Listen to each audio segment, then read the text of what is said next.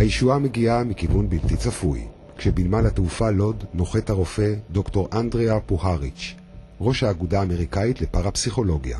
He was playing in a real sleazy Middle Eastern nightclub called Zorba. And just like any other magician's act, it was not very impressive, except he did bend metal and he did repair watches and so on. So I got hold of him afterwards and asked him if he would be interested in scientific investigation on himself. דוקטור פוהריץ' בוחן את גלר ומתלהב. הוא משכנע אותו לעבור בדיקות מדעיות באוניברסיטת סטנפורד בארצות הברית.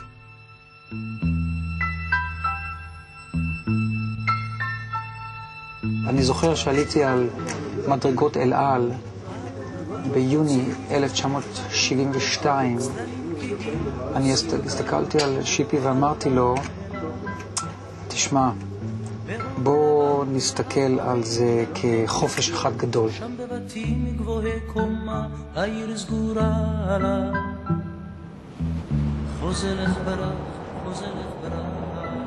זה כמו שאוטו נוסע, ולאוטו הפנסים מאירים 250 מטר קדימה. זה מה שאתה רואה באמצע הלילה, 250 מטר. אבל אתה יודע שיש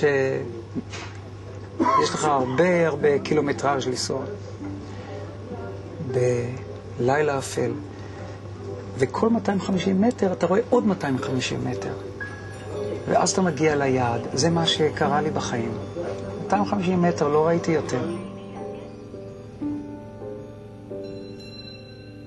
במעבדות של סטנפורד מנסים חוקרים בעלי שם עולמי לפענח את יכולותיו הבלתי ניתנות להסבר.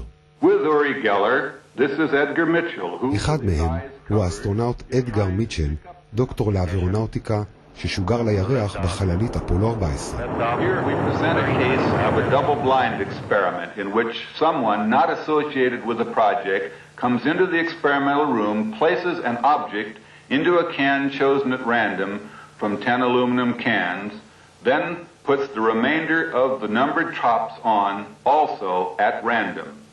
Geller's task now is to determine which of these 10 cans holds the steel ball bearing.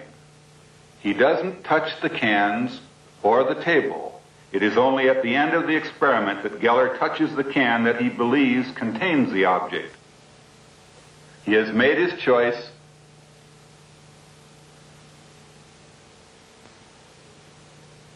The steel ball is found. גלר עובר את המבדקים בהצלחה ומדהים את המדענים.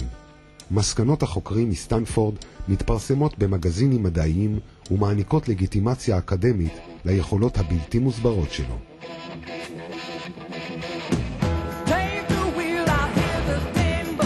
אולם האמריקאים אינם ממהרים לחבק את אורי גלר. המגזין טיים מכין על גלר כתבת תחקיר צינית וספקנית ומאמת אותו עם מי שיהפוך לאויב הנצחי שלו, הקוסם הידוע ג'יימס רנדי. מכוני מחקר אחרים מטילים ספק בממצאים של סטנפורד, אבל גלר מסרב לעבור בדיקות נוספות.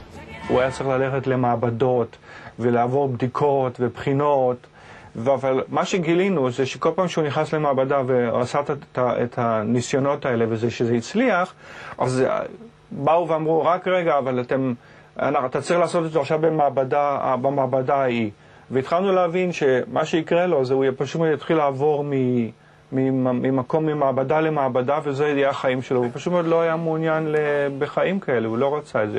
הוא רצה להיות עשיר, הוא רצה להיות מפורסם, הוא רצה לעשות חיים.